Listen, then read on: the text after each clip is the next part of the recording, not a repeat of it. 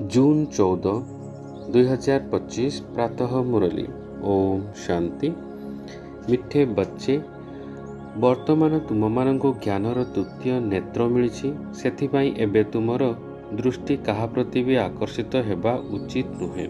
आजिर प्रश्नटी है, जो मानंकर पुराणा दुनिया प्रति बेहद्र वैराग्य थिबो सेमानंकर लक्षण किपरि होइथिबो। उत्तरटी है, सेमानंकर निजर सबु किछि बाबांको अर्पण करिदेबे, भाबिबे एसबु किछि भी मोर नुहे। बाबा, एही शरीर मध्य मोर नुहे, एहा एक पुराणा शरीर, एहाको मध्य छाड़िबाकू हेबो। सेमानंकर मोह सबु मोर मोह, सबु मोह आडु तुटी जाइथिबा अर्थात नष्ट मोह होइथिबे। सेमानंक बुद्धि थिबा जे एठिकार कौनसी जिनिस कामरे आसिबो नाही, काईकि ना एसबु विनाशय अटे। ओम शांति। बाबा संतान मानकु ब्रह्मांड एवं सृष्टि चक्रर आदि मध्य अंतर ज्ञान शुणाउछंती, जहाँकि आउ केही शुणाई पारिबे नाही। गीता ही एकमात्र शास्त्र अटे जोंथिरे राजजगर वर्णना रहिछि। भगवान आसी नररु नारायण करुछंती, एकथा गीता व्यतीत आउ कौनसी शास्त्र रे नाही। एकथा मध्य बाबा कहिछंती, मु तुमको राजयोग शिखाइथिली, बुझाइथिली जे एही ज्ञान कौनसी परंपरा ठारू चली आसुछि।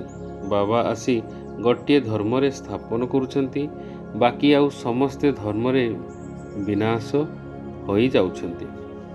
कौनसी शास्त्र आदि परंपरा ठारू चली नहीं।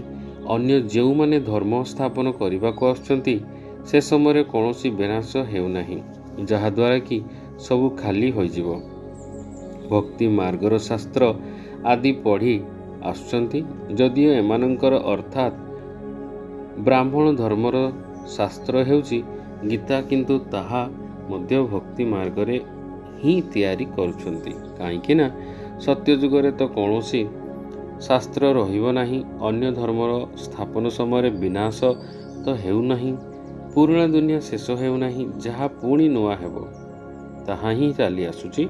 वर्तमान तुम माने बुझुछ जे एही पुराणा दुनिया शेष हेबाकू जाउची। आमको बाबा पाठ पढ़ाउछंती, गायन मध्य केवल गीतार ही हेउची। गीता जयंती मध्य पालन करुछंती। वेद जयंती तो हेउ नाही, भगवान तो जणे, तेणु जयंती मध्य जनकर ही पालन करने दरकार। बाकी समस्ते हेले रचना सेमानंक ठारू किछि मिली पारिबो नाही। बाबांक ठारू ही वर्षा मिलुछि। दादा काका आदिंकर सबुठारू कौनसी वर्षा मिले नाही। एबे एई हेउछंती तुमर बेहद्र बाबा, बेहद्र ज्ञानदाता। ये कौनसी शास्त्र बा अन्य कौनसी शास्त्र बही को पढ़ु नाहंती। कहउछंती एसबु भक्ति मार्गर शास्त्र। मु एही सबुर सार कथा तुमको बुझाउछि। शास्त्र कौनसी पाठपढ़ा नुहे, पाठपढ़ा द्वारा तो पद प्राप्त होइताय। एही पाठपढ़ा बाबा समस्तंको पढ़ाउछंती। भगवान वच संतान मानक प्रति पुणी 5000 वर्ष पर मध्य एहीपरि हेबो। संतान माने जानिछंती आमे बाबांक ठारू सबु रचना रचयिता एवं रचनार आदि मध्य अंत को जानी जाउछु। बाबांक व्यतीत एक कथा आउ केही बुझी पारिबे नाही। बाबा एही सुख ए मुख कमल द्वारा सुनाउछंती। एहा भगवानंकर लोन नेउथिबा मुख अटे, जहाको गौमुख मध्य कहिथांती। सिए मध्य बड़ माता अटंती ना, जहांक पाखर ज्ञानर महाकाव्य बाहरी थाए। जल आदि नुहे, भक्ति मार्ग रे पुणी गौमुख को जल देखाई देउछंती। एबे तुम माने बुझुछ भक्ति मार्ग रे कौन कौन सबु करुछंती। केते दूररू गौमुख आदि रु पानी पीवा पानी जणाउछंती। एबे तुम माने मनुष्यरु देवता हेउछ, एक कथा तो जानिछ। बाबा कल्प कल्प आदि मनुष्यरु देवता करिया पई पाठ पढ़ाउछंती। एबे तुमे माने देखुछ किपरि पढ़ाउछंती। तमे माने समस्त को एक कथा कहूछ जे भगवान आमको पाठ पढ़ाउछंती, कहउछंती केवल मते मने पकाओ, तेबे तुमर विकर्म विनाश होइजिवो। ତୁମେ ଜାଣୁଛ ସତ୍ୟଯୁଗର ଅଳ୍ପ ମନୁଷ୍ୟ କହିବେ କଳିଯୁଗରେ କେତେ ଢେର ମନୁଷ୍ୟ ଅଛନ୍ତି। ବାବା ଆସି ଏହି ସନାତନ ଦେବୀ ଦେବତା ଧର୍ମର ସ୍ଥାପନ କରୁଛନ୍ତି। ଆମେ ମନୁଷ୍ୟରୁ ଦେବତା ହେଉଛୁ ଏବଂ ମନୁଷ୍ୟରୁ ଦେବତା ହେଉଛି ସନ୍ତାନ ବା ସନ୍ତାନମାନଙ୍କ ଭିତରେ ଦୈବୀ ଗୁଣ ଦେଖା ଦେବ। ସେମାନଙ୍କ ଭିତରେ କ୍ରୋଧର ଅଂଶ ମଧ୍ୟ ରହିବ ନାହିଁ। ଯଦି କେବଳ କ୍ରୋଧ ଆସିଗଲା ତେବେ ସମସ୍ତେ ବାବାଙ୍କୁ ପତ୍ର ଲେଖିବେ, ବାବା ଆସି ମୋ ପାଖରେ ବା ମୋ ଦ୍ୱାରା ଏହି ଭୁଲ ହୋଇଗଲା, ମୁଁ କ୍ରୋଧ କରିଦେଲି, ବିକର୍ମ କରିଦେଲି। ବାବାଙ୍କ ସହିତ ତୁମର କେତେ ସମ୍ପର୍କ ରହିଛି, ବାବା କ୍ଷମା କରିଦିଅ। ବାବା କହୁଛନ୍ତି କ୍ଷମା କରି ହୁଏ ନାହିଁ, ବାକି ପରବର୍ତ୍ତୀ ସମୟରେ ଏପରି ଭୁଲ କରିବ ନାହିଁ। ଶିକ୍ଷକ କୌଣସି କ୍ଷମା କରନ୍ତି ନାହିଁ। ରେଜିଷ୍ଟର ଦେଖାଉଛନ୍ତି ତୁମର ବ୍ୟବହାର ଭଲ ନାହିଁ। ବେହଦ୍ର ବାବା ମଧ୍ୟ କହୁଛନ୍ତି ତୁମେ ନିଜର ବ୍ୟବହାର ବା ଚାଲିଚଳନକୁ ଦେଖୁଛ। ପ୍ରତିଦିନ ନିଜର ହିସାବ କିତାବ ଦେଖ। କାହାକୁ ଦୁଃଖ ତ ହେବ ନାହିଁ, କାହାକୁ ବିରକ୍ତି କରିନାହୁଁ ତ। ଦୈବୀ ଗୁଣ ଧାରଣ କରିବା ପାଇଁ ସମୟ ତ ଲାଗିଥାଏ ନା। ଦେହ ଅଭିମାନ ବହୁତ କଷ୍ଟରେ ଛାଡ଼ିଥାଏ। ଯେତେବେଳେ ନିଜକୁ ଆତ୍ମା ଭାବିବ ସେତେବେଳେ ବାବାଙ୍କ ପ୍ରତି ମଧ୍ୟ ସ୍ନେହ ରହିବ। ନହେଲେ ବେହଦର କର୍ମ ବନ୍ଧନରେ ହିଁ ବୁଦ୍ଧି ବାନ୍ଧି ହୋଇ ରହିଥାଏ। ବାବା କହୁଛନ୍ତି ତୁମକୁ ଶରୀର ନିର୍ବାହ ଅର୍ଥ କର୍ମ ମଧ୍ୟ କରିବାକୁ ହେବ, କିନ୍ତୁ ସେଥିରୁ ମଧ୍ୟ ସମୟ ବାହାର କରିବା ପାଇଁ ଭକ୍ତି ପାଇଁ ସମୟ ବାହାର କରୁଛନ୍ତି ନା। ମୀରା କୃଷ୍ଣର ହିଁ ସ୍ମୃତିରେ ରହୁଥିଲେ ନା। ତଥାପି ପୁନର୍ଜନ୍ମ ତ ଏହିଠାରେ ହିଁ ନେଇଥିବେ। ଏବେ ତୁମମାନଙ୍କୁ ଏହି ପୁରୁଣା ଦୁନିଆକୁ ବୈରାଗ୍ୟ ଆସୁଛି, କାରଣ ତୁମମାନଙ୍କର ଜାଣିଛ ଯେ ଏହି ପୁରୁଣା ଦୁନିଆରେ ପୁଣି ପୁନର୍ଜନ୍ମ ନେବାର ହିଁ ନାହିଁ, କାରଣ ଏହି ଦୁନିଆ ହିଁ ସମାପ୍ତ ହୋଇଯିବ। ଏହିସବୁ କଥା ତୁମର ବୁଦ୍ଧିରେ ଅଛି। ଯେପରି ବାବାଙ୍କ ଭିତରେ ଜ୍ଞାନ ଅଛି, ସେହିପରି ସନ୍ତାନମାନଙ୍କ ଭିତରେ ମଧ୍ୟ ଏବେ ସେହି ଜ୍ଞାନ ଅଛି। ଏହି ସୃଷ୍ଟିଚକ୍ରର ଜ୍ଞାନ ଆଉ କାହା ବୁଦ୍ଧିରେ ନାହିଁ। ସେମାନଙ୍କ ଭିତରେ ମଧ୍ୟ କ୍ରମ ଅନୁସାରେ ଅଛନ୍ତି, ଯାହାଙ୍କର ବୁଦ୍ଧିରେ ରହିଛି ଯେ ଉଚ୍ଚରୁ ଉଚ୍ଚ ପତିତ ପାବନ ଏକମାତ୍ର ବାବାଙ୍କର ହିଁ ଅଟନ୍ତି। ସେ ଆମକୁ ପାଠ ପଢ଼ାଉଛନ୍ତି। ଏକଥା ମଧ୍ୟ କେବଳ ତମେମାନେ ହିଁ ଜାଣିଛ। ତୁମେ ବୁଦ୍ଧିରେ ପୁରା 84 ଜନ୍ମର ଚକ୍ର ଅଛି। ଏକଥା ସ୍ମୃତିରେ ରହୁଛି। ବର୍ତ୍ତମାନ ଏହି ନର୍କରେ ଏହା ଆମର ଶେଷ ଜନ୍ମ ଅଟେ। ଏହାକୁ କୁହାଯାଉଛି ଗୌରବ ନଷ୍ଟ ବା ଗୌରବ ନର୍କ। ଏଠାରେ ବହୁତ ବିକାର ରହିଛି। ସେଥିପାଇଁ ସନ୍ନ୍ୟାସୀମାନେ ଘର ଦ୍ୱାରା ଛାଡ଼ି ଜଙ୍ଗଲକୁ ଚାଲି ଯାଉଛନ୍ତି। ତାହା ହେଲା ଶାରୀରିକ ସନ୍ନ୍ୟାସ। ତମମାନେ ବୁଦ୍ଧି ଦ୍ୱାରା ସନ୍ନ୍ୟାସ କରୁଛ କାହିଁକି ନା ତୁମେ ଜାଣିଛ ଆମକୁ ଏବେ ଘରକୁ ଫେରିବାକୁ ହେବ। ତେଣୁ ସମସ୍ତଙ୍କୁ ବୁଲିବାକୁ ପଡ଼ିବ। ଏହି ପୁରୁଣା ଛି ଦୁନିଆ ଏବେ ଯେପରିକି ବିନାଶ ହୋଇଯାଉଛି। ଯଦି ଘର ପୁରୁଣା ହୋଇଥାଏ ଏବଂ ନୂଆ ଘର ତିଆରି ହୋଇଗଲେ ମନରେ ଆସିଥାଏ ନା ଏହି ଘରର ତ ଭାଙ୍ଗିଯିବ। ଏବେ ତୁମମାନେ ପଢ଼ୁଛ ନା, ଜାଣିଛ ଏବେ ନୂଆ ଦୁନିଆର ସ୍ଥାପନ ହେଉଛି। ଆଉ ଅଳ୍ପ ସମୟ ବାକି ଅଛି। ବହୁତ ସନ୍ତାନମାନେ ଆସି ପାଠ ପଢ଼ିବେ। ନୂଆ ଘର ଏବେ ତିଆରି ହେଉଛି, ପୁରୁଣା ଘର ଧୀରେ ଧୀରେ ଭାଙ୍ଗି ଯାଉଛି। ବାକି ଅଳ୍ପ ଦିନ ଅଛି। ତମମାନଙ୍କ ବୁଦ୍ଧିରେ ଏବେ ଏହି ବେହଦର କଥା ଅଛି। ଏବେ ଆମର ଏହି ପୁରୁଣା ଦୁନିଆରେ ମନ ଲାଗୁନାହିଁ। ଶେଷରେ ଏସବୁ କିଛି ମଧ୍ୟ କାମରେ ଆସିବ ନାହିଁ। ଆମେ ଏଠାରୁ ଯିବାକୁ ଚାହୁଁଛୁ। ବାବା ମଧ୍ୟ କହୁଛନ୍ତି ପୁରୁଣା ଦୁନିଆ ପ୍ରତି ମନ ଲଗାଉ ନାହିଁ। ମୋତେ ଏବେ ଘରକୁ ମନେ ପକାଅ, ତେବେ ବିକର୍ମ ବିନାଶ ହେବ। ନହେଲେ ବହୁତ ଦଣ୍ଡଭୋଗ କରିବାକୁ ପଡ଼ିବ ଏବଂ ପଦ ମଧ୍ୟ ଭ୍ରଷ୍ଟ ହୋଇଯିବ। ଆତ୍ମାକୁ ଏବେ ଚିନ୍ତା ହେଉଛି ଯେ ମୁଁ 84 ଜନ୍ମ ଭୋଗ କରିଛି ଏବଂ ବାବାଙ୍କୁ ମନେ ପକାଇବାକୁ ହେବ। ତେବେ ଯାଇ ବିକର୍ମ ବିନାଶ ହେବ। ବାବାଙ୍କ ମତରେ ଚାଲିବାକୁ ମଧ୍ୟ ହେବ। ତେବେ ଯାଇ ଶ୍ରେଷ୍ଠ ଜୀବନର ନିର୍ମାଣ ହୋଇପାରିବ। ବାବା କହୁଛନ୍ତି ଉଚ୍ଚରୁ ଉଚ୍ଚ ଏକଥା ମଧ୍ୟ ତୁମେମାନେ ହିଁ ଜାଣିଛ। ବାବା ଭଲ ଭାବରେ ମନେ ପକାଇ ଦେଉଛନ୍ତି ଯେ ସେହି ବେହଦ୍ର ବାବା ହିଁ ଜ୍ଞାନର ସାଗର ଅଟନ୍ତି। ସେ ହିଁ ଆସି ପାଠ ପଢ଼ାଉଛନ୍ତି। ବାବା କହୁଛନ୍ତି ଏହି ପାଠ ମଧ୍ୟ ପଢ଼। ଶରୀର ନିର୍ବାହ ଅର୍ଥେ ମଧ୍ୟ କହୁଛନ୍ତି ସବୁକିଛି କର, କିନ୍ତୁ ଟ୍ରଷ୍ଟି ହୋଇ ରୁହ। ଯେଉଁ ସନ୍ତାନମାନଙ୍କର ପୁରୁଣା ଦୁନିଆ ପ୍ରତି ବେହଦର ବୈରାଗ୍ୟ ଥିବ, ସେମାନେ ନିଜର ସବୁକିଛି ବାବାଙ୍କୁ ଅର୍ପଣ କରିଦେବେ।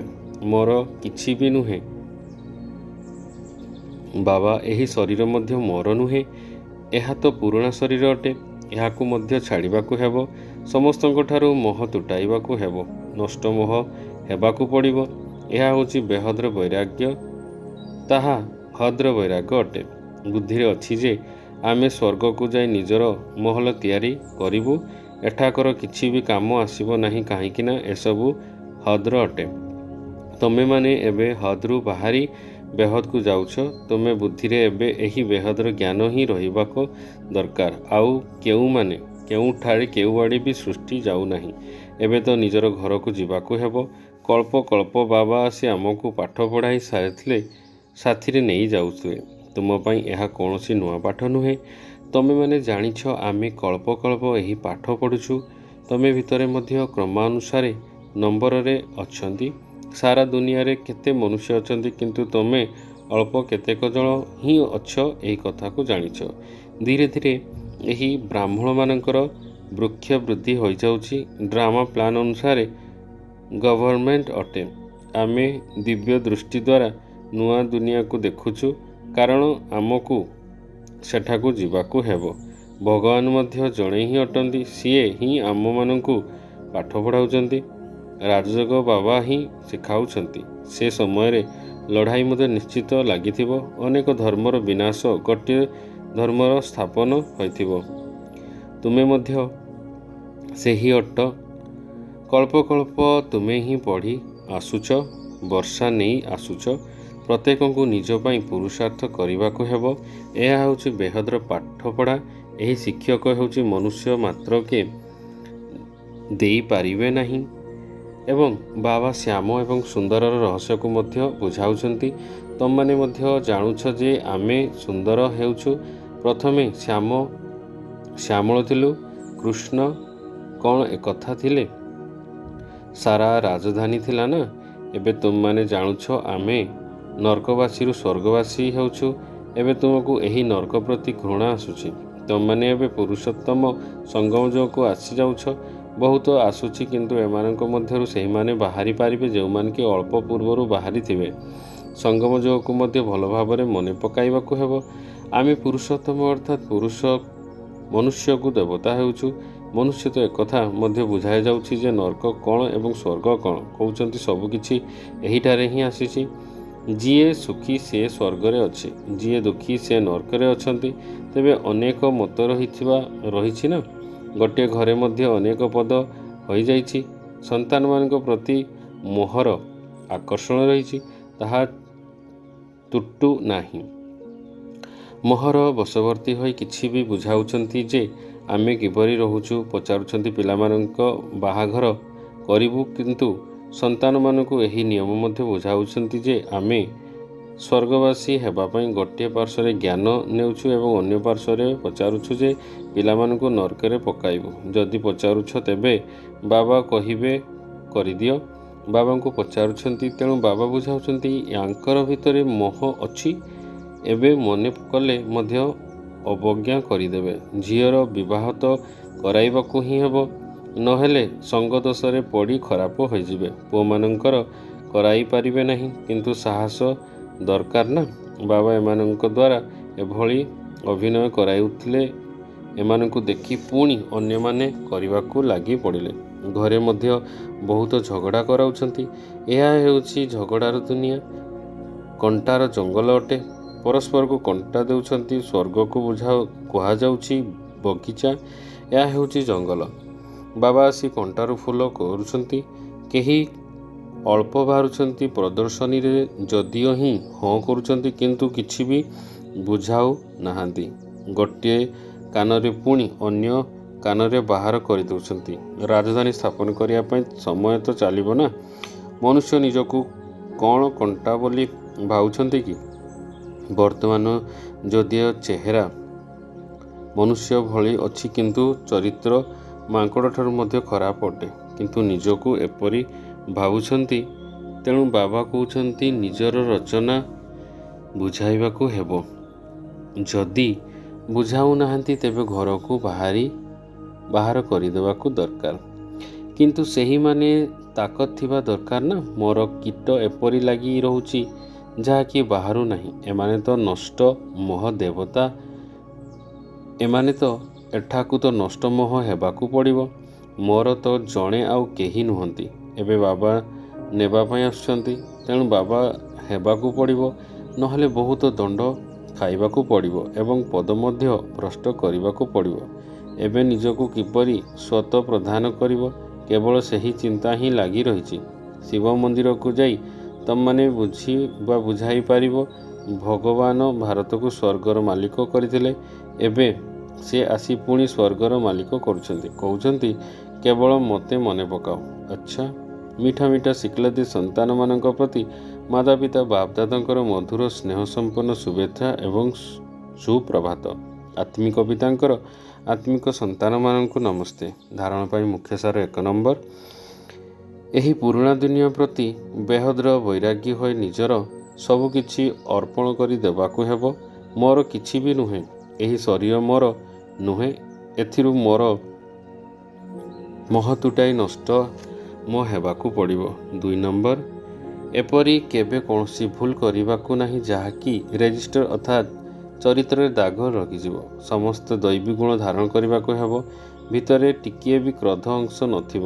ଆଜିର ବରଦାନଟି ହେଲା କହିବା, ଭାଙ୍ଗିବା ଏବଂ କରିବା, ଏହି ତିନୋଟିକୁ ସମାନ କରୁଥିବା ଜ୍ଞାନୀ ଆତ୍ମା ଭବ। ବର୍ତ୍ତମାନ ସମୟରେ ବାନପ୍ରସ୍ଥ ଅବସ୍ଥାକୁ ଯିବାର ସମୟ ପାଖେଇ ଆସୁଛି। ସେଥିପାଇଁ ମୋର ପଣିଆର ଦୁର୍ବଳତାକୁ ବା ବ୍ୟର୍ଥ ଖେଳକୁ ସମାପ୍ତ କରି ଭାବିବା ଏବଂ କରିବାକୁ ସମାନ କର। ତେବେ କୁହାଯିବ ଜ୍ଞାନ ସ୍ୱରୂପ ଆତ୍ମା। ଯେଉଁମାନେ ଏଭଳି ଜ୍ଞାନ ସ୍ୱରୂପ ଜ୍ଞାନୀ ଆତ୍ମାମାନେ ଅଛନ୍ତି, ସେମାନଙ୍କ ପ୍ରତ୍ୟେକ କର୍ମ, ସଂସ୍କାର, ଗୁଣ ଏବଂ କର୍ତ୍ତବ୍ୟ ସମର୍ଥ ବାବାଙ୍କ ସମାନ ହୋଇଥିବ। ସେମାନେ କେବେ ହେଲେ ବ୍ୟର୍ଥର ଚିତ୍ର ଖେଳ ଖେଳିପାରିବେ ନାହିଁ। ସର୍ବଦା ପରମାତ୍ମା ମିଳନର ଖେଳରେ ବ୍ୟସ୍ତ ରହିବେ। ଏକମାତ୍ର ବାବାଙ୍କ ସହିତ ମିଳନ କରିବେ ଏବଂ ଅନ୍ୟମାନଙ୍କୁ ବାବାଙ୍କ ସମାନ କରିଥିବେ। ଆଜିର ସ୍ଲୋଗାନଟି ହେଲା ସେବାରେ ଉମଙ୍ଗ ଉତ୍ସାହ ଛୋଟ ଛୋଟ ରୋଗଗୁଡ଼ିକୁ ଗୁପ୍ତ କରିଦିଏ। ଓମ୍ ଶାନ୍ତି, ଓମ୍ ଶାନ୍ତି, ଓମ୍ ଶାନ୍ତି।